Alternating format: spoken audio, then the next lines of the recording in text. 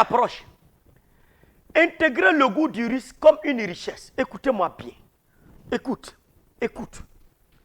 Il va falloir que pour devenir innovant et créatif, que tu te mettes sur la terre des hommes.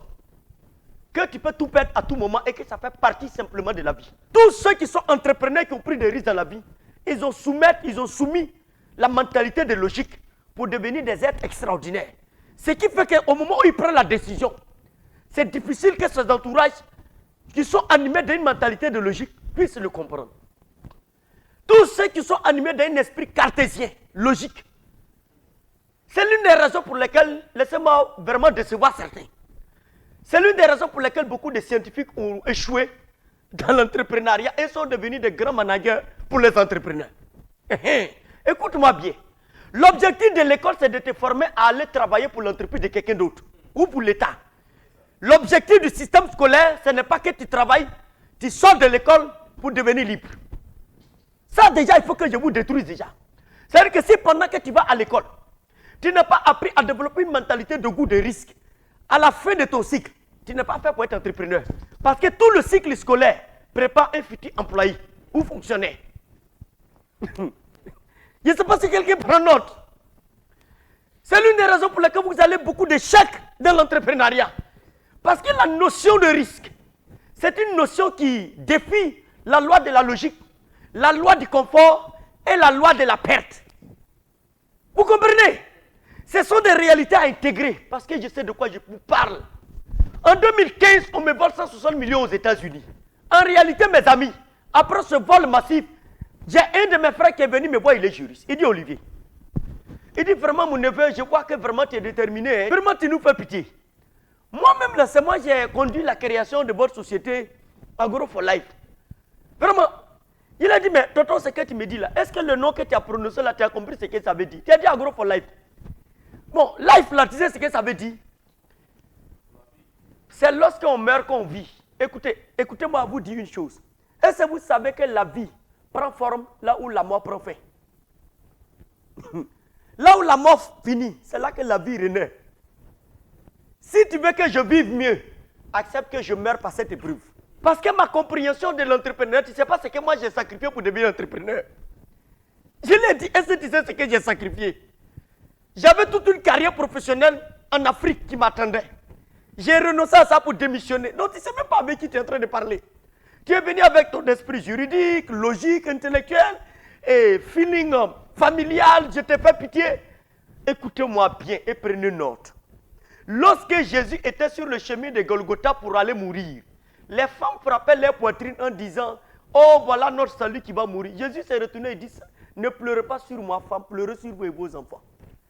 Parce que lui savait que ce qu'il était en train d'accomplir avait un objectif au-delà de sa personne. Il n'était pas en train de mourir comme les deux bandits autour de lui. Lui mourait pour une cause planétaire et humanitaire. Donc, personne ne pouvait comprendre ce mystère. Si tu es un homme normal, tu ne peux pas être entrepreneur, il te faut devenir mystère. C'est pour cela un entrepreneur qui est un homme normal, je vous dis la vérité, n'est pas appelé à l'entrepreneur d'une certaine dimension. Peut-être tu peux être un commerçant en passant, ce n'est pas grave. Mais tu n'entreras pas dans l'histoire de ce qu'on appelle les entrepreneurs qui ont bouleversé leur histoire. La notion de risque fait partie intégrante pour qui veut développer une mentalité d'entrepreneuriat capable, n'est-ce pas, de développer de façon permanente, écoutez-moi bien, l'innovation et la créativité. Tu vas créer quoi? Créer veut dire, tu acceptes de passer d'une étape à une autre. Tu acceptes que l'ancien meurt et que l'autre se renouvelle. Et la prise de risque est un instrument puissant qui te permet de sortir de tes zones de confort pour engager ta vie dans un processus réel de succès. Perdre fait mal, c'est la vérité. C'est pour cela que beaucoup de personnes ne sont pas prêtes à perdre. Mais les très peu qui perdent, malheureusement, c'est eux qui décident du destin de ceux qui ont refusé de perdre. Est-ce que tu veux être comme celui qui enterre le talent parce qu'il a peur de prendre des risques? Mais comment est-ce que lorsque le maître reviendra, il va t'établir sur des territoires et des provinces?